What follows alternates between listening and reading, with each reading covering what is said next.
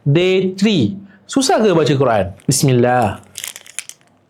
Hari ini saya nak terangkan satu hukum yang sangat penting, iaitu nama dia adalah izhar halqi. Apa maksud izhar ni? Okay. Izhar bermaksud jelas. Nak kena jelaskan apa? Nak kena jelas bunyi huruf yang datang daripada halqi ni. Okay. Apa huruf yang datang daripada halqi ni? Iaitu ada hamzah, ha, kha, ain dan juga ghain. Okay. Jadi semua huruf ni dia datang daripada makhraj halqum. Kita panggil halqum lah.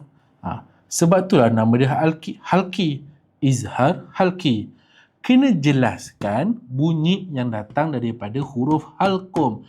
Jadi bila kita nampak kat sini nun bertemu dengan huruf halqi, yang enam ni, jadi cara nak sebutkan dia adalah mesti kena jelaskan bunyi tu. Ya, ni contoh dia. Dalam surah Al-Fatihah yang kita setiap hari baca, an'amta, apa tak? Ada nun bertemu dengan huruf ain. Ain kan huruf halqi tadi. Nun mati bertemu dengan huruf ain. Jadi kita kena jelaskan. Jangan dengungkan. Jangan baca Al-Fatihah an'amta. Nampak macam sedap, tapi salah. Jawapan dia adalah kena jelaskan. Baru masuk am tadi tu. An'amta. Sama macam bawah ni. Contoh ayat lain. Man amana.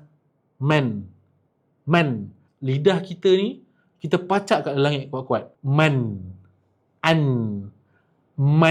Jadi itu je sebenarnya kalau nak ceritakan pasal izhar halqi ni.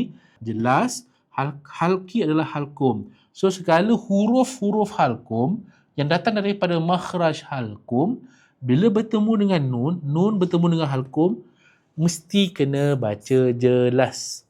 Jangan dengung. Ada satu lagi ilmu tambahan sebelum saya nak tutup. Okay. Nampak kata ni?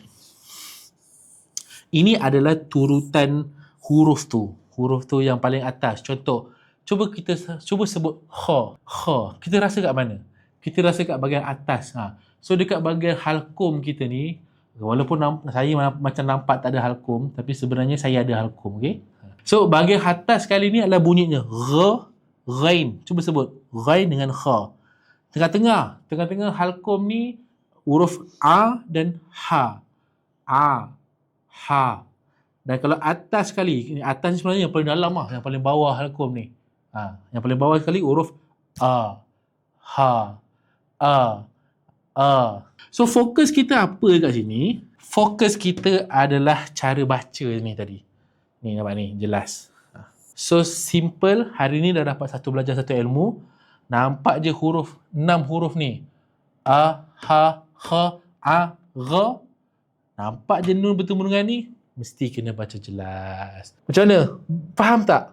Senang je tajuk ni.